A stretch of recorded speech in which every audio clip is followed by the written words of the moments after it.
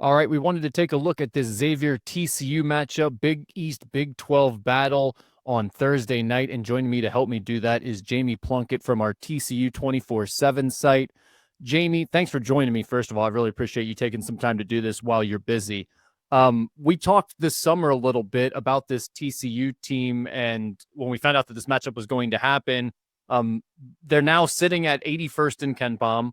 They're 4-3 overall, with their best win coming over Texas State and their losses coming to Michigan, Santa Clara, and Colorado State. The last two losses were at an MTE in California. Kind of catch us up to date. Where is the fan sentiment at? Are people starting to panic? Is there concern, or is this just of a group that's still figuring things out right now?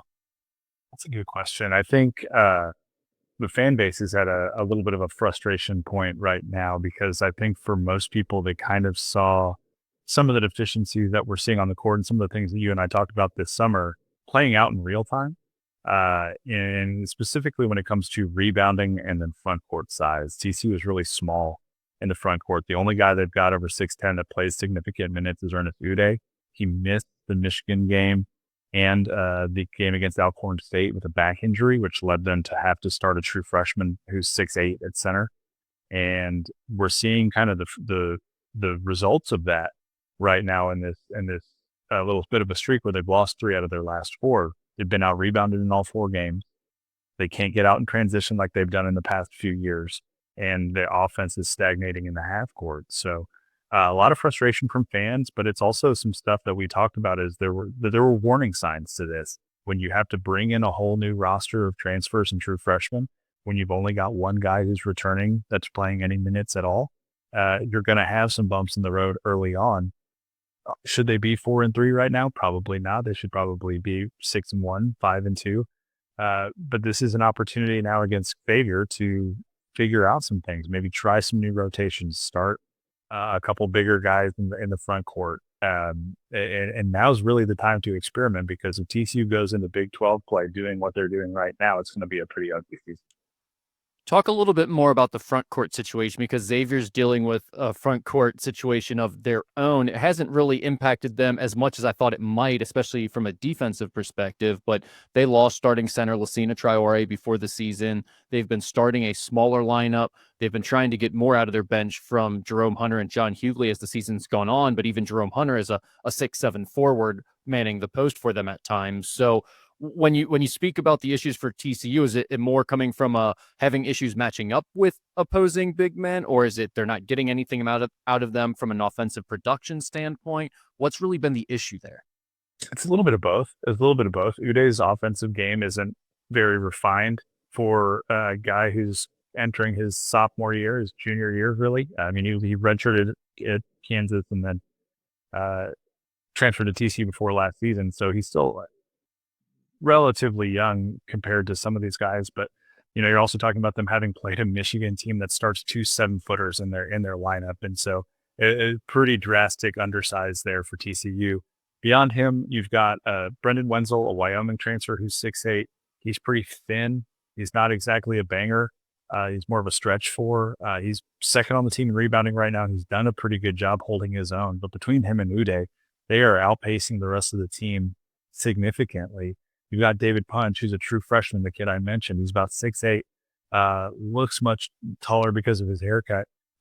He gave the Frogs 7 points and 6 rebounds in 14 minutes in the loss to Colorado State in overtime. And I think they need to find a way to get him on the court a little bit more with Ernest Uday, maybe slide Wenzel to the 3 and have a little bit of a bigger front court there, because beyond the struggles from your front court rebounding, you've got undersized guards and Frankie Collins and Noah Reynolds who haven't been rebounding a bunch as well. And when you don't have your guards rebounding because you want them to get out in transition, but your forwards can't get it done with your center on the bench with an injury, it's going to compound some of the issues that we're seeing on the offensive end as well. So they've got to find some more ways to get some taller guys on the court at the same time without sacrificing too much on offense. But the reality is the offense isn't going to get better if the rebounding doesn't get better for this team. And so they've got to figure out a solution to that first. As you're talking about the struggles against Michigan, obviously Xavier faced Michigan in the final of their MTE in Fort Myers, and they struggled big time with the 2 7-footers as well. I'm envisioning both coaching staffs watching the film of the Michigan game and going, "Oh, good, they're a good matchup for us." They had the same issues.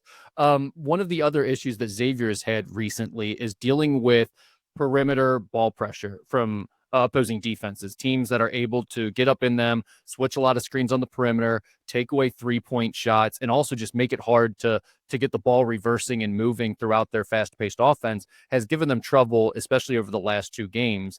When I look at this TCU team, they're ranked 172nd in offensive efficiency, but 32nd in defensive efficiency. I see tough ball pressure. I see a lot of switching on the perimeter. What stands out about this team defensively? And does that sound like given Xavier's struggles that I just laid out, does TCU sound like a team that could maybe give them trouble from that standpoint? I definitely think so. And it starts with Frankie Collins, the Arizona State transfer. He was a defensive guard, a true point guard at Arizona State for the last 2 years, whose goal for TCU's goal for him this year is be a true point guard and be that defensive stalwart on the perimeter. So he gives 110% on that side of the court. He is aggressive. He will pressure you out the half court. And the other guards have taken a look at that. Noah Reynolds specifically, and Vashawn Alette a little bit as well, and they've been inspired by that. So you see TCU's guard unit play pretty good perimeter defense. They close out really well. The downside to that is there may be a step late to help down low on those backside rotations because they're worried about perimeter defense. And so there are some opportunities maybe for Xavier, even though y'all are struggling with some of the same issues that TCU is as your front court is concerned, to get to the rim and have some opportunities for close up looks. Because again, TCU is a little bit undersized defensively in the front court, so there may be some opportunity there. Pressure wise on the perimeter, though, I think TCU is gonna show that they're pretty strong in that area. Again, the offense ranked 172nd, and it's not a team that's relying a whole lot on the 3-point shot, which is kind of a rare thing these days. It feels like every time you look for an opponent, you get ready for the game, they're a great 3-point shooting team and they shoot a ton of threes, or even if they're not a great 3-point shooting team, they shoot a ton of threes. How does this TCU team go about scoring right now? What's their kind of best weapon? That's a great question. It's a lot of hero ball. It's a lot of over dribbling and over penetration that sometimes leads to a layup, sometimes leads to the free throw line. Sometimes you find an open man on the 3 line, but it's really a work in progress, and that's to be expected when you have so many new faces trying to figure out this offensive system. Ideally, what the hope was this offseason, they brought in guys who shot really well from three at their last stops. Okay, let's have some pick and roll with Ernest Uday, free up that lane for drives from the guy who's handling the ball, free up for lobs, which they've shown a little bit at times this year, and then distribute to Wenzel and Reynolds and Alette out at the 3-point line and knock down some shots from deep. So in an ideal situation, it's a high ball screen, pick and roll offense that sets up a 3-point shot. In practice, it hasn't been that quite yet. And I think that what we've seen is, especially in those 2 games where Uday was out, the offense really ground to a halt when he wasn't kind of anchoring that thing down low. So it's an opportunity, I think, against Xavier to really kind of stretch your legs and get that system up and running. But they've got to, like I said, they got to get to the drawing board here pretty quickly before Big 12 players or things aren't going to work out very well for them. This question may seem silly to you, but understand that I run a Xavier basketball website and I'm already getting questions about him. So I have to ask Jace Posey, the son of former Xavier legend James Posey, is playing 10 minutes a game, averaging 4 points a game. How has he looked? And is there any expectation that he's going to take on a bigger role coming up? I mean, it's up to him at this point. They love his athleticism, and I'll tell you this: he can jump through the building. He's one of the most athletic kids I've seen come through this TCU basketball program that has generally relied on more of what I would qualify as grinders, right? Mike Miles, Desmond Bain, Kenrich Williams, all those guys were kind of the grinder versus the just superior athlete. Jace Posey is the superior athlete.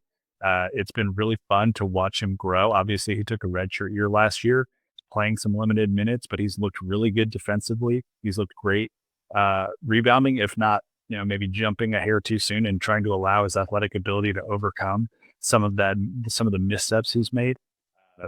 But I think he's a guy who's still growing. I think we'll see him start to take on a larger role as the season progresses, especially if some of these other guards don't step up from a rebounding perspective. That's something that he's seeing really intent on taking on is being a good rebounding 2-3 hybrid guy. So I expect to see him in that role against Xavier, and earning minutes is really up to him at this point. If he can continue to improve offensively, I think the sky is the limit for him.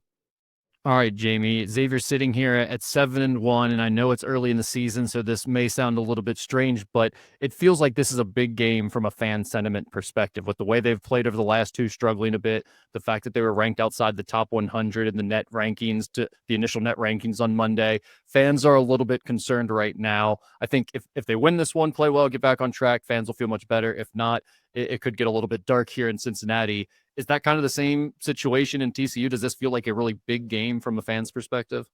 It's definitely important. And when you look at the way Jamie Dixon typically schedules his non-conferences, this is kind of an outlier. You have had a Michigan game on the road so early on. It was their earliest true road game since 1998. To have a ranked Xavier, to be hosting a Vanderbilt this upcoming Sunday as well. This is a much more difficult non-conference schedule than we're used to seeing in Fort Worth, and it's not paying the dividends that fans were hoping it would early on. So I think if you see TCU fall to 4-4, there's going to be a lot of frustration. There's going to be maybe a full acceptance that this is a rebuild year, not a get to the tournament for the fourth straight year kind of season. And I just don't know what the fan sentiment will look like down the road if that's the case. This is year 9 for Jamie Dixon. He's never made it past the second round of the NCAA tournament. And despite the fact that TCU had gone 0-18 just 2 years before he got here in the Big 12, TCU fans are already ready for more. And it's that really kind of quick, forgetful nature of the fan base to say, oh, well, we don't care what we were like when before he got here. We know what we can be now, and we're ready to see more. Jamie Dixon understands that. Jamie Dixon wants to win more than anybody else wants to win at TCU because he is coaching at his alma mater. And I think that we're just maybe this is a year to be patient and let some of the young guys develop. Frankly, it's 8 scholarship players that are sophomores or younger. That's not normal in this era of college basketball. But this is a good test. I really think it is. Thursday is going to be a really good test for this young team, and we'll see what the results bear out. Sounds like it's going to be a big game for both sides. I'm looking forward to watching this one. Jamie, thank you so much for joining me. My pleasure, Rick.